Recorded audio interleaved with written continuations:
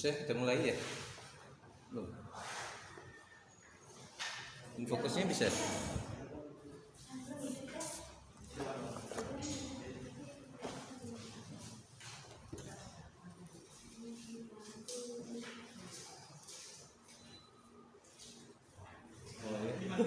Oh, bilang dia tak panas deh.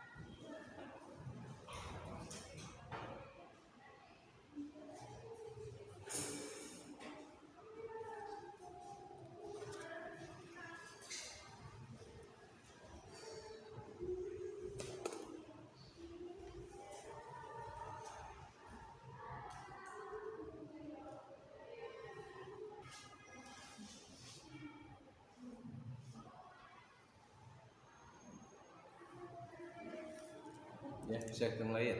Bisa? Bunda ini.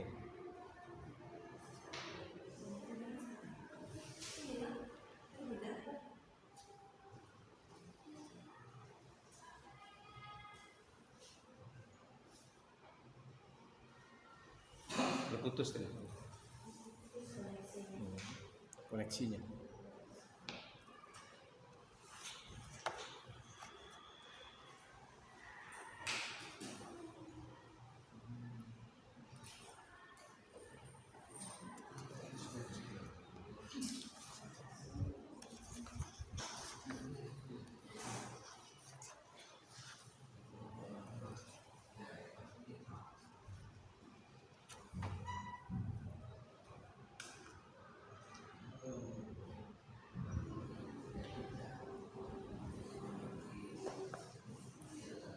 Ya, kita mulai ya.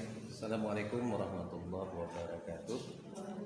Ya, alhamdulillah, bersyukur kita panjatkan kepada Allah Subhanahu wa taala yang hari ini kita akan melaksanakan seminar proposal atas nama Neni Sriati dengan judul determinan kejadian kurang energi kronik atau KEK pada ibu di wilayah kerja Puskesmas Kota Baru Kabupaten Melawi tahun 2023.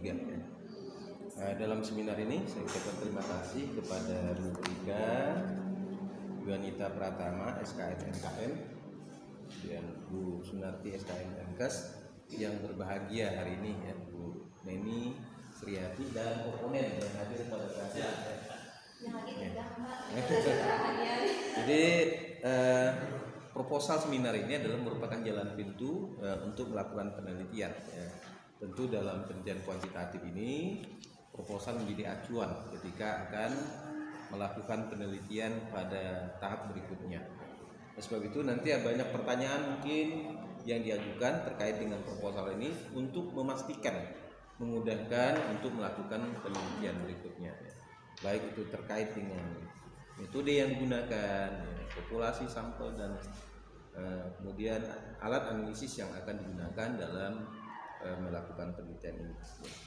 Jadi sebab itu hari ini kita akan melaksanakan seminar proposal ini. Dalam seminar proposal ini kita bagi menjadi 3 bagian, 3 sesi. Yang pertama nanti Anda diminta untuk presentasi, ya. Kemudian berikutnya ada pertanyaan, nanti mungkin juga pertanyaan saran terkait dengan proposal ini, baik yang diajukan mungkin dari oponen maupun dari pembahas terkait dengan proposal ini. Kemudian yang ketiga adalah terkait kesimpulan ya, proposal ini dalam untuk melakukan penelitian berikutnya, apakah nanti dilanjutkan atau dilanjutkan dengan perbaikan atau diganti nanti ya.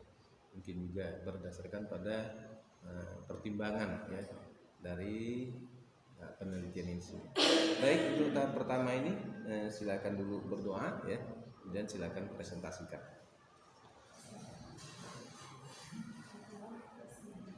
Assalamualaikum warahmatullahi wabarakatuh. Waalaikumsalam Selamat siang warahmatullahi dan salam sejahtera untuk kita semua.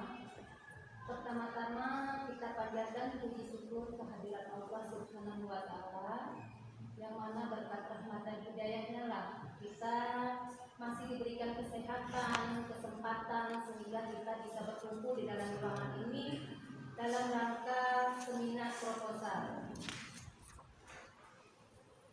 Tidak lupa saya ucapkan terima kasih dan rasa hormat saya kepada para penguji yang mana telah memberikan bimbingan dalam membuat proposal ini.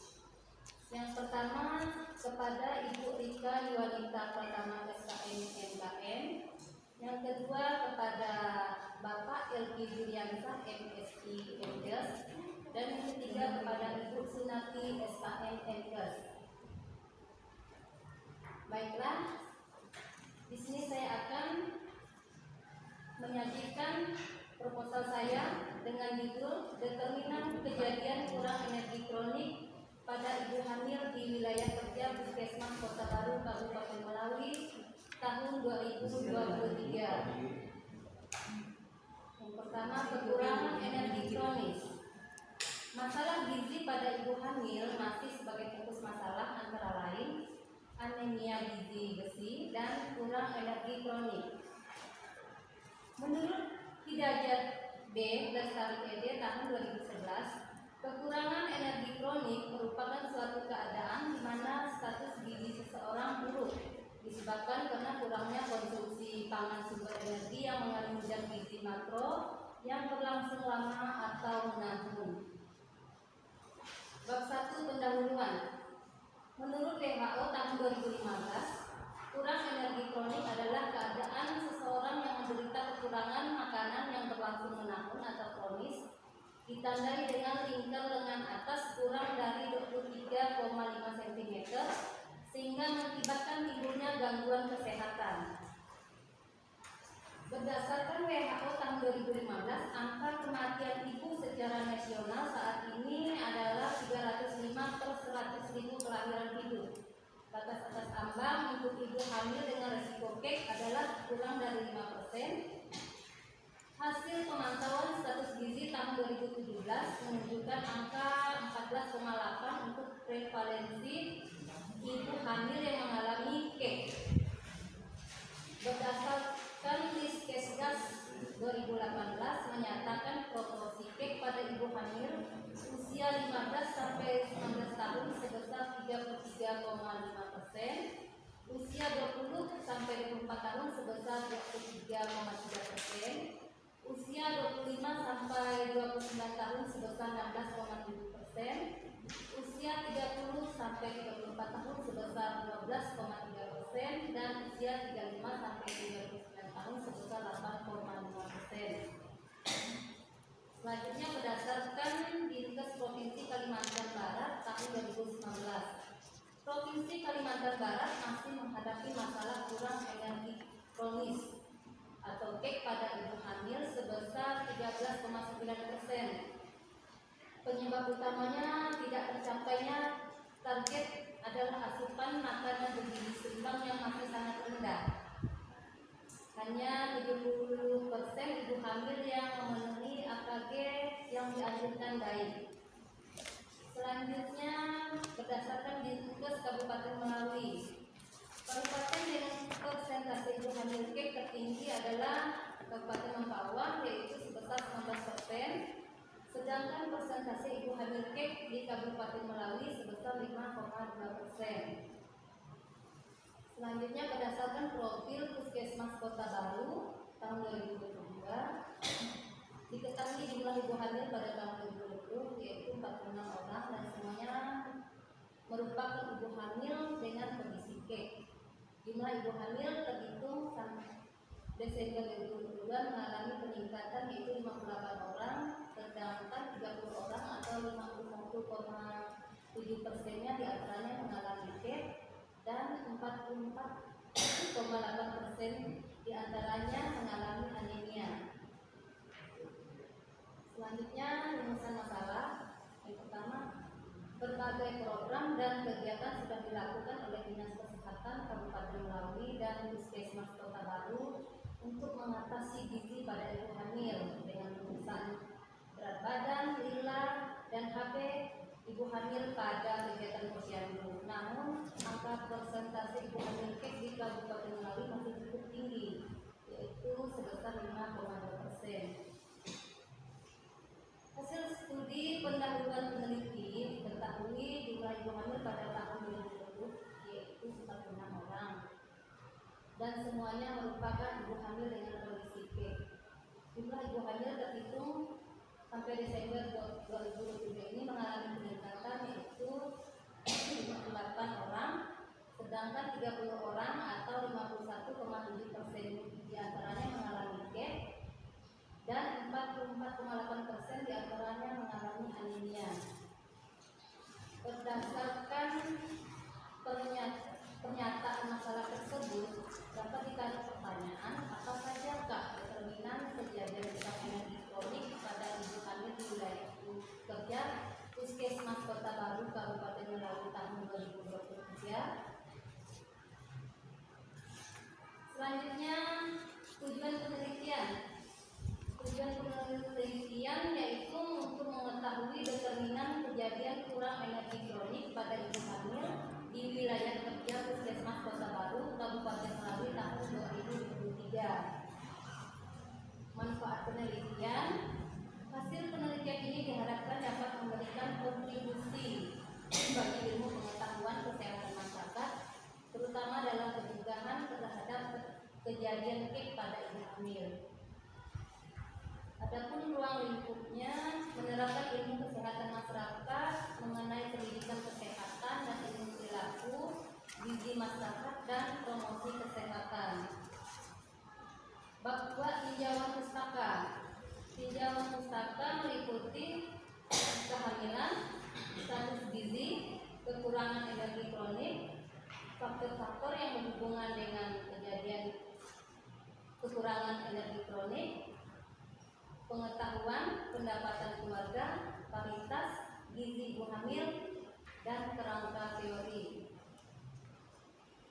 Selanjutnya, kerangka teori. Adapun faktor predisposisi kejadian kurang energi kronik pada ibu hamil yaitu meliputi umur, pendidikan ibu, pekerjaan, pengetahuan ibu, pendapatan keluarga, dan paritas. Sementara faktor pemungkin kejadian kek pada ibu hamil meliputi pelayanan kesehatan, imunisasi dasar lengkap, asupan gizi, asupan tablet FE, dan kunjungan posyandu. Yang terakhir, faktor penguat kejadian kek pada ibu hamil, yaitu yang pertama dukungan petugas kesehatan, yang kedua dukungan keluarga, dan yang ketiga dukungan tokoh masyarakat. Kerangka konsep. Kejadian kurang energi kronik pada ibu hamil berhubungan dengan beberapa faktor ini, yaitu yang pertama pendapatan, yang kedua pengetahuan, yang ketiga paritas, dan yang keempat asupan gizi. Definisi operasional. Ini variabelnya terdiri dari variabel terikat dan bebas. Variabel terikatnya yaitu kejadian kek pada ibu hamil, hasil ukurnya ibu hamil kek, yang kedua ibu hamil normal. Selanjutnya untuk pengetahuan, yang pertama pengetahuan kurang apabila nilainya kurang dari 10, yang kedua pengetahuan baik apabila nilai lebih atau sama dengan 10. Selanjutnya pendapatan keluarga, hasil ukurnya pendapatan rendah dari bawah UMK, yang kedua pendapatan tinggi lebih atau sama dengan UMK. Selanjutnya paritas,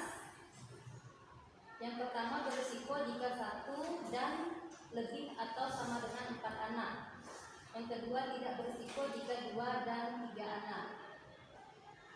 Asupan gizi, yang pertama asupan kalori kurang, yang kedua asupan kalori baik.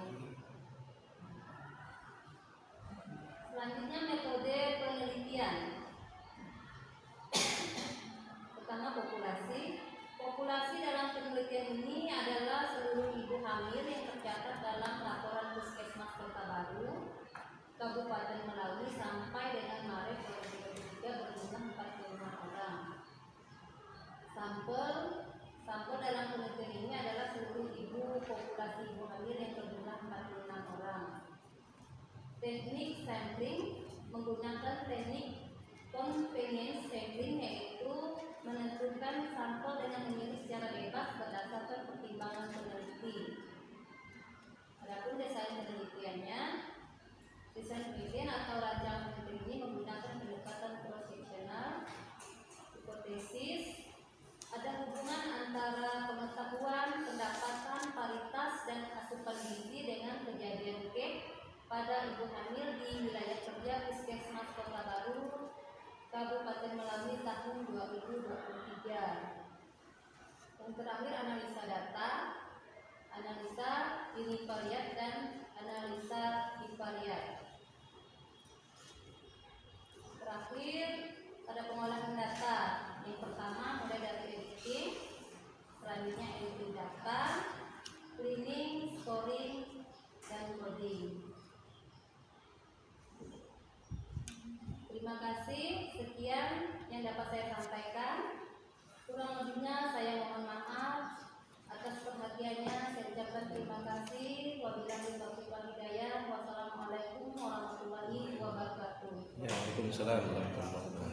Ya, terima kasih tadi sudah presentasi ya. Mungkin ada oponen yang mau Enggak menakutkan ini. Ada berani ya? Belum ada. Baik, kalau tidak ada sudah kong kali kong untuk tidak.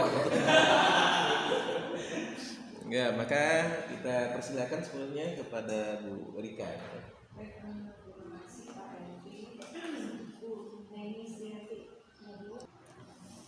Di proposal yang Ibu berikan ke saya, variabel bebasnya hanya ada 2, paritas dan asupan gizi. Halaman 42.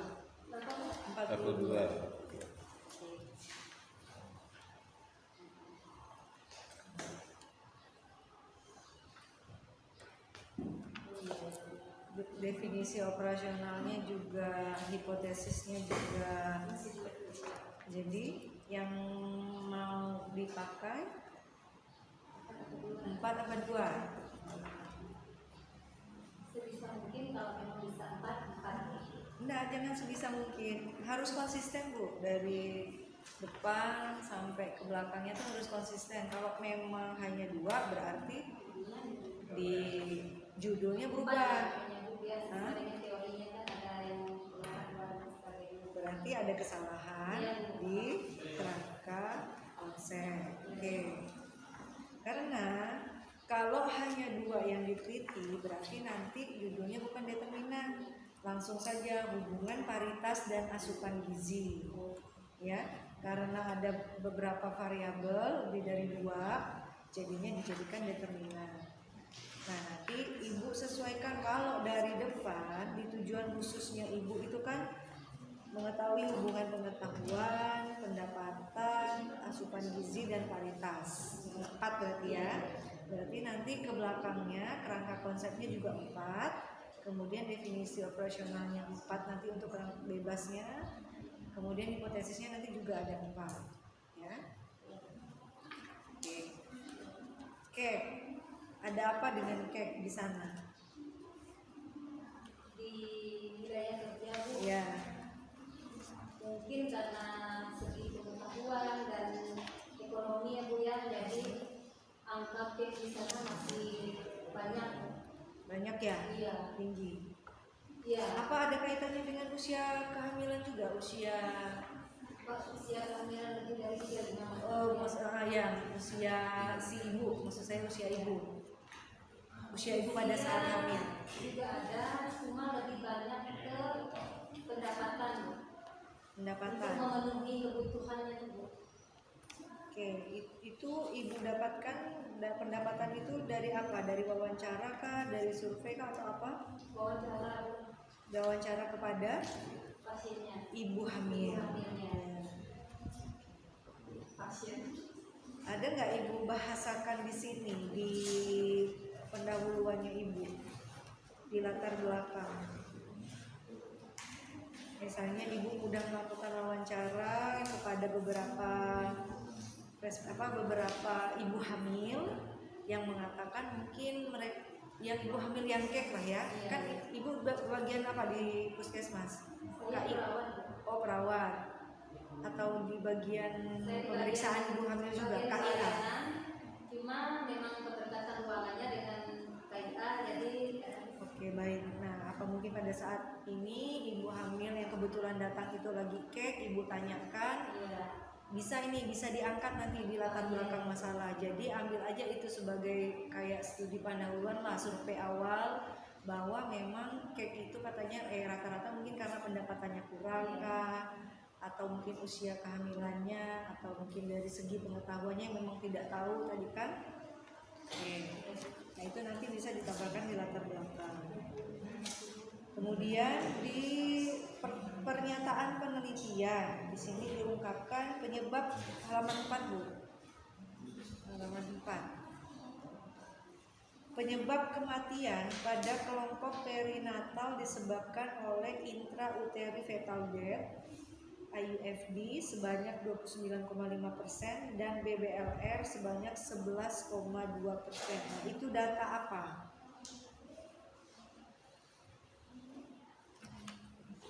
Kalau ada angka berarti ada data nih yang disajikan. Harus ada sumber kelas.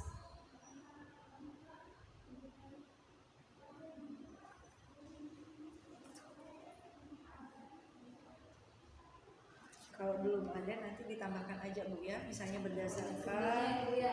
berdasarkan dari data, misalnya ini mungkin punyanya provinsi atau punyanya kabupaten Melawi, saya juga kurang tahu. Jadi harus jelas, Bu. Harus jelas 29,5% itu tuh data apa dia? Data dari mana? Harus jelas supaya bisa diangkat ya. Oke. Jadi tadi pengetahuan, pendapatan keluarga, kemudian asupan gizi dan paritas. Kalau menurut Ibu tadi pertanyaan saya di awal, usia itu pengaruh nggak dengan kek? Pengaruh. yang sangat berpengaruh usia di bawah 20 dan di atas 35. Nah, ya. Terlalu muda dan terlalu tua. Karena di kuesionernya Ibu ada menanyakan usia, itu nanti masukkan saja, Bu, di variabel penelitian ya. Mumpung ini determinan kan, jadi tambahkan aja lah nanti hubungan umur atau usia ibu dengan kejadian kek pada ibu hamil ya. Jadi nanti tambah satu variabel umur, kan ada nih umur responden nih, ditambahkan aja. Nah, jangan lupa di teori itu harus ada penjelasan tentang variabel-variabel yang ibu teliti ya. Jadi nanti fungsinya adalah pada saat pembahasan bisa ibu sandingkan di teori bahwa umur ternyata di teori memang menyebabkan kekurangan energi kronis, atau mungkin berdasarkan penelitian sebelumnya bisa menyebabkan kekurangan energi kronis pada ibu hamil. Jadi nanti yang belum variabel ditambahkan di tinjauan teori ditambahkan saja ya, ditanya dari umur, pengetahuan, pendapatan, sampai ke asupan gizi. Oke, baik. Kemudian pertanyaan selanjutnya, paritas. Apa itu paritas? Paritas jumlah anak yang dilahirkan, Bu, mau hidup ataupun yang meninggal. Yang meninggal dihitung juga? Di teori saya baca seperti itu, Bu.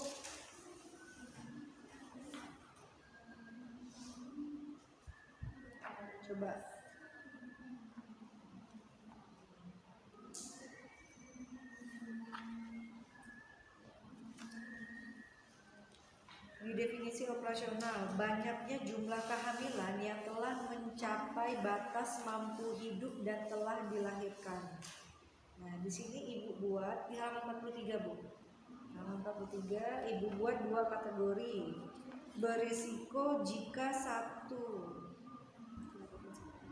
dan lebih dari sama dengan 4 anak. Kalau satu itu berisiko kah, Bu? Berisiko. Kebalik. Kenapa satu kok bisa bilang berisiko? Kebalik. Apa saya yang salah? Jika satu dan tidak berisiko, ada 3. Coba lihat tentang teori Ini paritas. paritas rendah, Bu, yang baru pertama kali hamil akan menyebabkan Yang primi itu. dapat mempersiapkan gizinya dengan baik. Pengalaman yang minim terkadang membuat ibu baru bingung mengambil keputusan makanan apa yang harus dia konsumsi.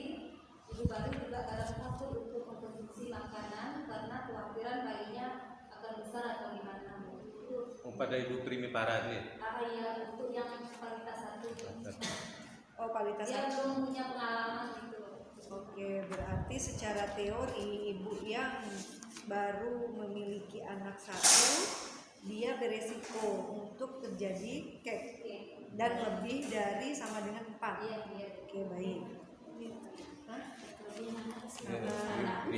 Primipara tuh. Nah, kita lihat ke kuesioner. Di kuesioner paritas di terakhir, di situ ada 3 pertanyaan. Pertanyaan yang kedua dan ketiga, apakah ibu pernah mengalami keguguran? Jika pernah, berapa jarak kehamilan? Apakah itu perlu ditanyakan? Terakhir, halaman terakhir. Nah, di kuesioner paritas Ya, halaman tanpa halaman. tanpa halaman. Terakhir nih, benar terakhir. Yang di paritas. Oh, tiga pernah berapa lama jarak kehamilannya ya? Oh. Ini sepertinya lebih mengacu kepada jarak kehamilan, Bu. Misalnya kegugurannya kapan? Jadi saat dia hamil lagi, apakah masih terlalu dekat atau udah jauh jaraknya? Oke. Karena terlalu dekat juga berpengaruh.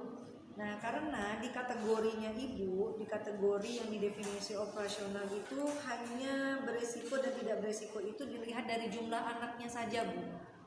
Dari jumlah anak yang dilahirkan hidup. Nah, kalaupun nomor 2 dan 3 itu tidak ditanyakan, sebenarnya tidak masalah, Bu.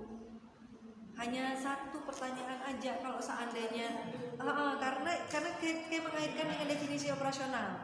Ya, definisi operasional ibu sudah mengkategorikannya 2 berdasarkan dari jumlahnya saja. Jadi yang 2 dan 3 itu tidak perlu satu saja.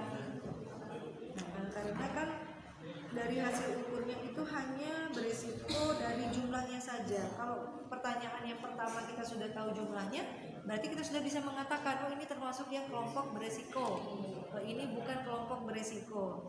Jadi pertanyaan kedua dan 3 itu tidak usah, karena nanti kalaupun ditanyakan, justru nanti ibu susah untuk mengolah datanya dari 3 ini. Mana nanti mau ibu kelompokkan jadi beresiko tuh gimana? Karena pertanyaan ketiganya itu pertanyaan isian lagi, titik-titik. Jadi nanti bingung, susah. Jadi hilangkan saja pertanyaan 2 dan 3 ini.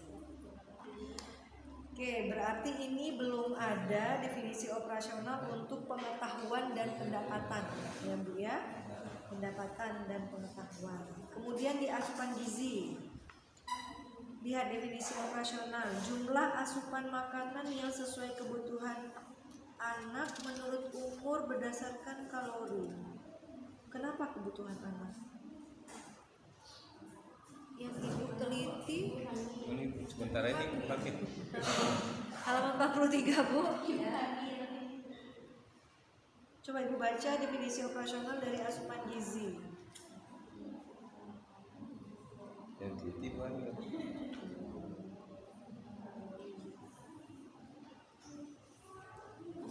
Ibu hamil Nah, ya, ibu hamil.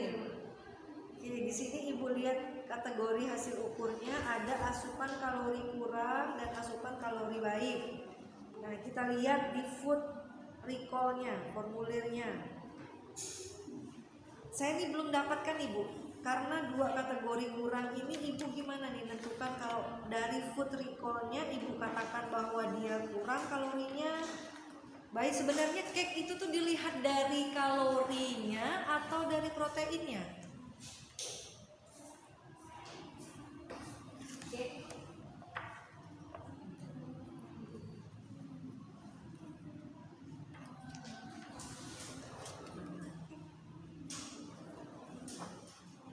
Yang harus Jadi di sumber energi. menjadi asupan penting bagi ibu dengan cake itu apa sih?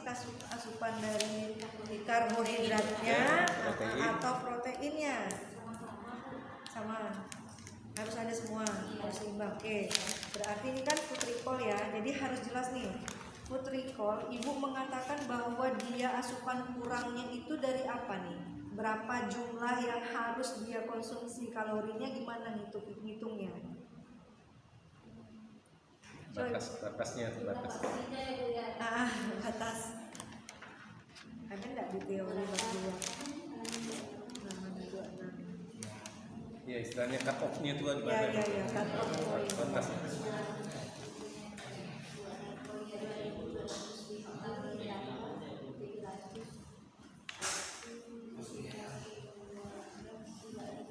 Karena lumayan loh ya pakai food recall ini nanti harus dihitung. Berapa kalori? Ada tidak ada ya kayak proteinnya ada nggak dia makan dalam 1 hari Ada nggak sih itu ya kuesioner asupan gizi yang lain selain food recall? Nggak apa-apa sih Bu, nggak masalah sih sebenarnya mau pakai food recall asal nanti teliti Ibu ngitung dan danyakannya, karena Ibu ini suka lupa nih kemarin saya makan apa ya tadi siang ya, kemarin malam saya makan apa ya, kadang suka lupa. Susah menghitung gramnya atau Gram. kalorinya. Itu kalorinya. Kalorinya. Jadi sebaiknya jangan. Kalau Ibu lihat asupan gizi ini aja, kalau menurut saya sih lihat ini aja, kuesioner asupan gizi yang lain, nggak pakai food recall juga nggak masalah, tapi ada tuh kuesioner asupan gizi yang lain. Question tertutup gitu ya. Tertutup Tidak ada aja. misalnya apakah hari ini mengkonsumsi sumber protein tempe telur ikan Gitu ya Bu. Nanti baru dihitung berapa. ada yang tidak ada ya kalau diusul protein Ganti, karena ini nanti ini masuk ke ahli gizi nanti Ibu nanti nih. Harus Proteinnya, lemaknya, karbohidratnya kan. Itu kan hari gizi lagi. saya Ibu nanti diganti cari aja yang kuesioner pertanyaan tertutup untuk asupan gizinya. Oke, untuk yang lainnya sudah baik Ibu ya, nanti tinggal ditambahkan saja itu tadi itu variabel-variabel di definisi operasionalnya. Kemudian jadi harus konsisten. Tadi saya kira kalau memang hanya 2 variabel berarti judulnya yang kita ganti. Tapi karena kata Ibu 4 variabel, jadi nanti semuanya dari depan sampai ke belakang harus konsisten 4 variabel. awalnya memang 2 kayaknya dulu nih ya judulnya ya. Iya, nanti nggak apa-apa lah. Nanti ditambah umur ya Bu. Variabel 1 lagi tambah umur. Berarti nanti ada 5 variabel. Umur, pendapatan, jadi 5. pengetahuan, Paritas paritas dan asupan gizi. Mungkin itu saja Bu Sunarti. Terima kasih. Iya, terima kasih. Salah apa? Aduh, maaf. Maklum sudah lansia. Udah hilang konsentrasi. Ya tadi sudah banyak dikasih masukan Bu Rika. Ya memang kalau dilihat judul dengan ini matching ya, kerangka konsepnya ya. Jadi di kerangka konsep lain, ya di judul lain. Ini kan bisa dilihat sebenarnya di tujuan khusus. Ya. Lihat-lihat tujuan khusus ada berapa. Kemudian tambahkan nanti mendeskripsikan variabel itu ya. Saya tuliskan. Oh iya, univariatnya ya, Pak. Ya, yang univariatnya itu. Ya, karena kita di sini kan di pembahasan di sini kan ada univariat. Nah, yang univariatnya itu deskripsikan kejadian cake-nya berapa gitu kan nanti ya. Nah, tadi sudah juga banyak masukan tambahan dengan variabel umur ya, karena kalau cake ini kan ya tentu ada kaitan paritas ya. Paritas ada kaitan dengan Usia umur ya, karena usia nanti ibu. ada di bawah 20 tahun, di atas 35 kan paritas ya kan. Ini tadi ya, ada kaitannya. Nggak apa-apa ya tambah ini ya variabel. Kan satu kuesioner. Cuman Udah nanti ada di kuesioner. teorinya ditambah, teori yang terkait dengan umur di bab 2-nya itu ditambah. Nah ya. Baik, untuk berikutnya saya serahkan ke Bu Sunarti untuk mengajukan mungkin pertanyaan, saran atau penambahan. Ya, silakan Bu Sunarti. Iya Pak, baik. Terima kasih. Assalamualaikum warahmatullahi wabarakatuh. Waalaikumsalam. Yang berbahagia ya hari ini Bu Menistiati ya. Saya memberikan masukan aja ya sebenarnya. Yang pertama saya lihat ini biodatanya masih kosong Bu. Nanti tolong diisi aja. Di daftar lampiran, kalau untuk proposal itu cukup sampai jadwal atau surat izin pengambilan data lah ya untuk studi pendahuluan awal ya. Cukup sampai 4 aja lampiran. Ke bawahnya itu nanti sudah hasil ya, sudah sidang hasil SPSS output itu tuh sudah sidang nanti.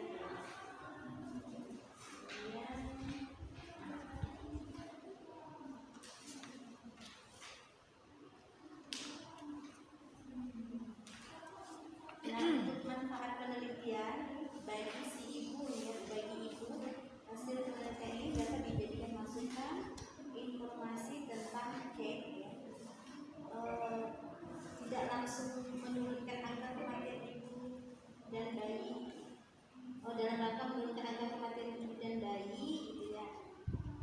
Dan komplikasinya selama untuk mencegah komplikasi selama kehamilan gitu. Ditambahkan kalimatnya masukan dan informasi tentang cek untuk mencegah terjadinya komplikasi selama masa kehamilan, menurunkan angka kematian ibu dan bayi serta stunting, posting dan sebagainya. Itu lebih jauh. Tapi kalau yang terdekat berarti kan selama kehamilan itu. Kemudian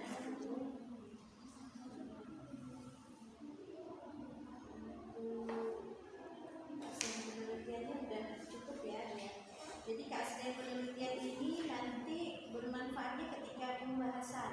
Semakin banyak jurnal atau penelitian orang lain yang kita ambil, jadi kita masukkan di sini, berarti semakin banyak nanti untuk pembahasannya.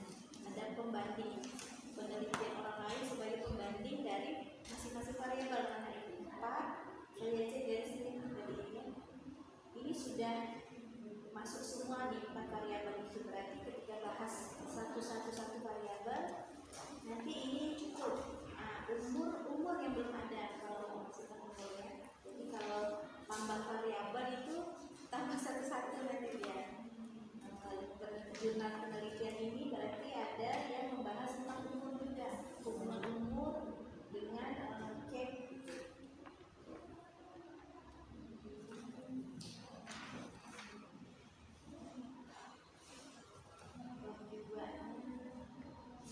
Tinggal dinamika aja dan tahun referensinya yang terbaru maksimal itu ini 10 tahun terakhir. Kemudian ini kata konsep sudah ya.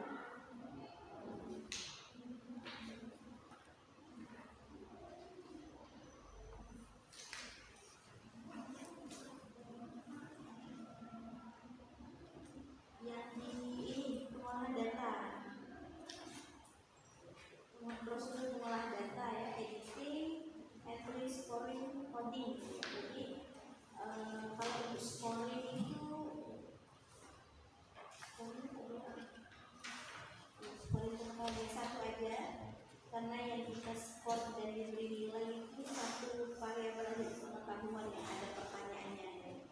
Kemudian coding, kalau coding itu harus 4 atau 5 variabel tadi. Umur misalnya kodenya 1 umur berisiko itu berapa, umur tidak berisiko itu berapa ya, kodenya di kode 1, 2 nya juga. Kemudian tadi pengetahuan kurang kodenya 1, pengetahuan baik kodenya 2. Kemudian varietas ini apa lagi kategori varietas?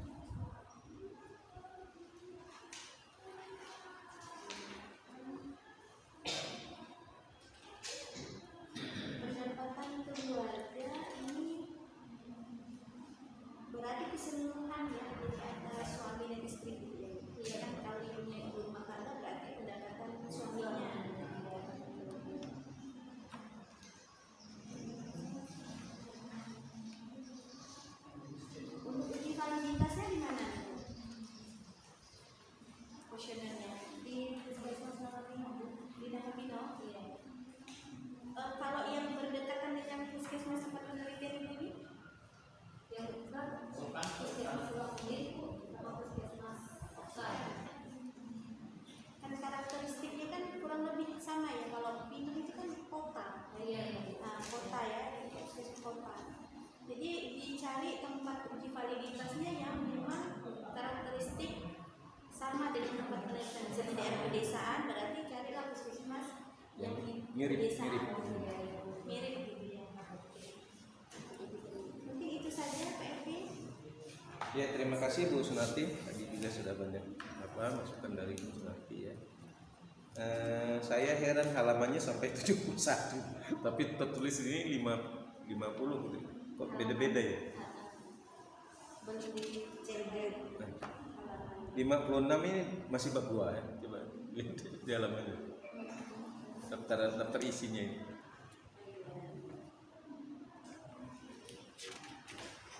Dicek lagi. Nah, etika penelitian halaman 70, tapi di sini etika penelitian halaman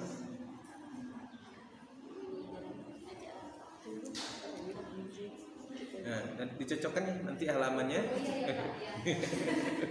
Beda halaman, beda isi ya. Nah. Sejujurnya Pak tidak sesuai. Iya, kata saya tidak cocok ya.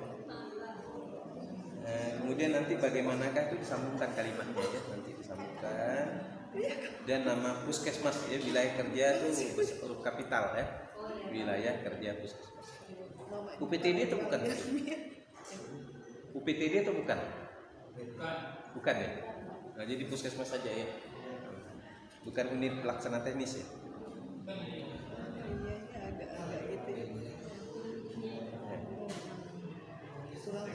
Ya, kemudian pada tujuan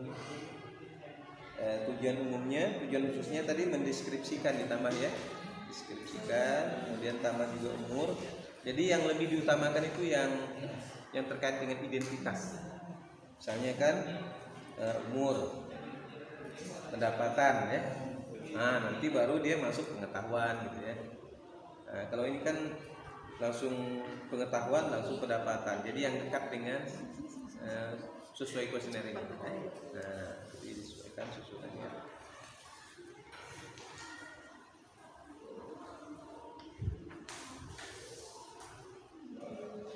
Ya, ini banyak nih penelitiannya.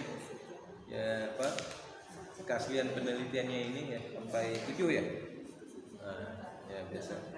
5 pun udah cukup ya. Nah, kemudian tadi kalau dia variabelnya itu ditambahkan, tadi misalnya umur ditambahkan itu, maka teorinya juga dimasukkan ya. Nah, masukkan di teori ya. Tapi umur udah ada nih, halaman 29. Pendidikan Sepertinya bagian belakang. udah cocok di sini ya. Nah, umurnya ada sih. Nah, pengetahuan, pendapatan keluarga ya, paritas ya.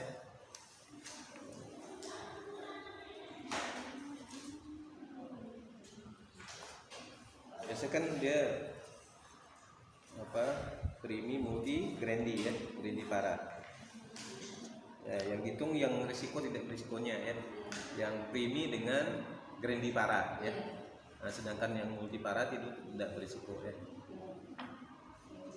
Nah, jadi kalau 2, 3, 4 itu kan multi para ya. Kalau misalnya tadi itu kan jumlah kelahiran ya, paritas. Kalau jarak kelahiran gimana? Tidak ada pengaruhnya. Misalnya jarak kelahiran misalnya dari ada yang 1 tahun lebih gitu kan. Misalnya ada anak pertama lahir, kemudian melahirkan kedua itu setahun 1 tahun lebih, ketiga 1 tahun lebih lagi. Apakah itu juga? Maka kalau mau diteliti atau enggak nih? Nah, itu kan berpengaruh tuh. Ya. Misalnya satu belum menyusui penuh kan? Ya. Nah, tiba-tiba udah punya anak lagi. Nah, Boleh Pak. jadi Tidak berat, Pak. jarak kelahiran. Ya. Nah, boleh tambahkan ya. Mungkin juga karena jarak kelahirannya dekat, karena menyusui tidak sempat asupan gizi ibunya kan jadi kekap gitu. Nah, ditambahkan jarak kelahiran. Kemudian masukkan teori tentang jarak kelahiran. Ya, jarak kehamilan. Jarak kehamilan. Ya. Kalau kehamilan kan bisa abortus kehamilan. Jarak kehamilan bisa ya.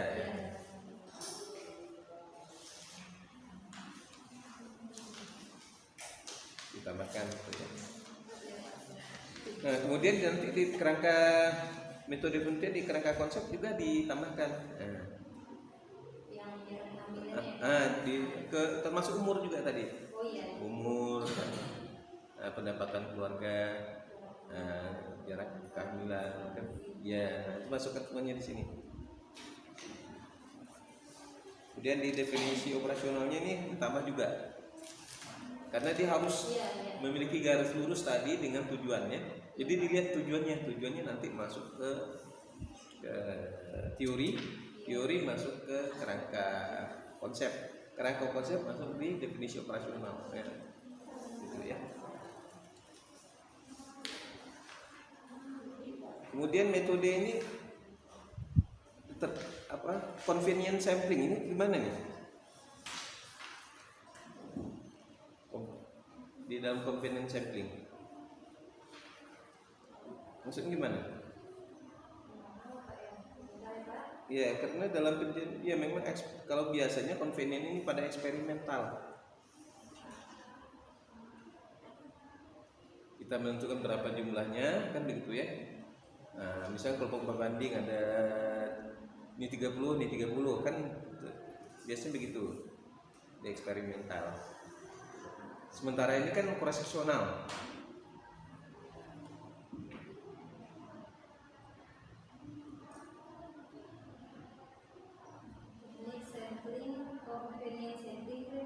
Nah, kan peneliti menentukan sendiri. Itu biasanya dalam penelitian eksperimental. Diperlakukan, tidak diperlakukan. Diberikan perlakuan dan tidak perlakuan. Nah, itu biasanya di eksperimen. Misalnya ini dikasih asupan gizi yang baik, yang ini kelompok ini tidak gitu. Nah, itu biasanya seperti itu. Ada tidak perbedaan antara dua kelompok ini setelah diberikan perlakuan? Nah, itu dalam convenient sampling seperti itu. Tapi ini kan cross-seksional. Siapa maksudnya? Lebih baik ya menggunakan sampling, misalnya simple random sampling, stratified random sampling, atau misalnya berapa jumlah ibu hamil di sini? 46. Nah, kalau seluruhnya jadikan ini metode sensus bisa enggak? Udah ada datanya. Semuanya. Metode sensus saja. Seluruh populasi dijadikan sebagai sampel. Kan gitu. Diubah. Kalau convenient ini biasanya dalam eksperimental. Jadi jangan salah sampling. Metode desainnya salah. Nah, ini kan cross-seksional ini. Pada halaman 44 kan, desain penelitian rancangan penelitian menggunakan pendekatan cross-seksional kan, yaitu rancangan penelitian dengan di mana variabel independen variabel diukur pada waktu penelitian berlangsung yang dapat menjelaskan suatu hubungan di antara variabel ya. Nah, digunakan penelitian. Nah, begitu. Sementara kalau ini biasanya digunakan dalam penelitian eksperimental.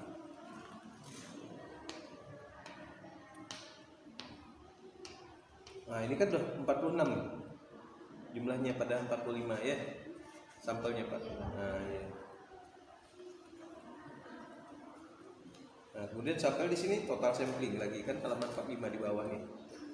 Nah, tapi ini convenient kan gitu. Jadi aneh-aneh kan. Enggak matching deh.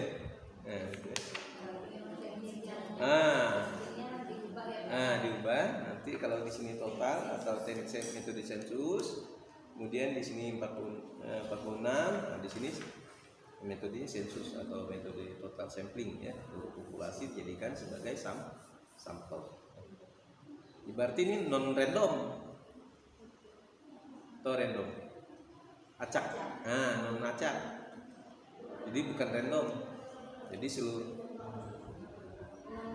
ya non random. Kan tidak ada yang diacak-acak ya.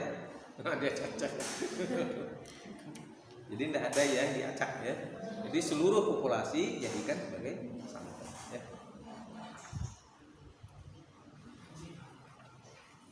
Kemudian data primernya, instrumennya, ya tadi betul kata Bu Sunarti, uji validitas ini harapannya adalah pada respondennya yang memiliki kemiripan, bukan sama sih tidak mungkin ya. Nah, yang memiliki ya. Tadi kalau ke Pinuh kan karakteristik kota dengan, ya nggak bisa kita bandingkan. Ya sama dengan membandingkan ya yang maju dengan yang di desa di kota, kan ibu kota kabupaten dengan desa itu kan tidak sebanding. Kalau kita membandingkan harus sebanding kan gitu. Nah, masa orang kurus bandingkan orang gemuk nggak bisa. Ya, yang gemuk sama dengan gemuk kan. Iya, memang tidak sebanding kan gitu ya. Ya. Misalnya kutilang dengan pendekar itu tidak bisa kita bandingkan. Ya, kurus, tinggi, langsing dengan pendek dan kekar kan tidak bisa kita bandingkan kan.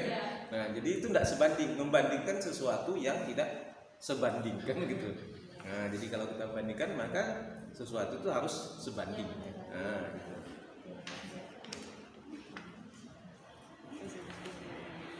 Ya, tadi juga ditambahkan ya, tadi di codingnya 1 itu apa, 0 itu apa kan gitu ya. Nah, kalau ini kan belum terlalu jelas. Iya, betul. Ya, mungkin itu saja dulu ya. Dan kalau ada yang bahasa asing, tolong dicetak miring ya.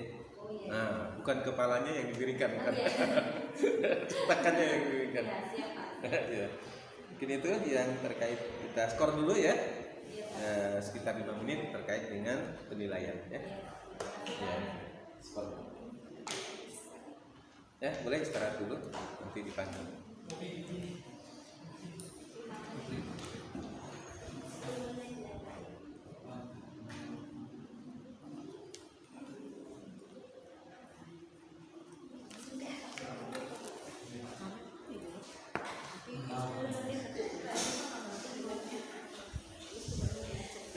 Sekaligus ke ini, tolong juga. Buat tanda tangan.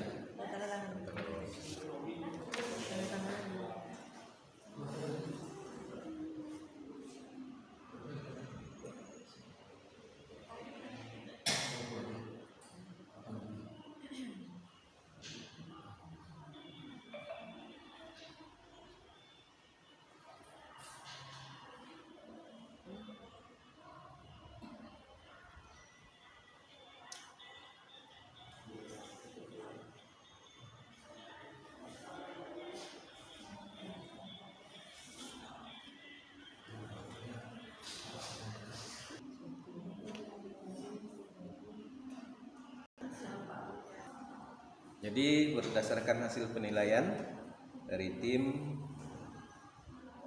nilai yang diperoleh ya,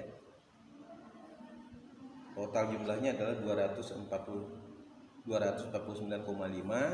dengan nilai rata-rata adalah 83,2 dengan nilai kategori A ya, tapi dengan nanti perbaikan dan layak dan dilanjutkan untuk penelitian. Demikian seminar kali ini. Terima kasih Bu Rika, Bu Sunarti dan Bu Neni ya, yang sudah melaksanakan seminar kali ini, dan oponen ya yang sudah menyaksikan seminar hari ini. Terima kasih. Wabillahi taufiq wal hidayah. Wassalamualaikum warahmatullahi wabarakatuh.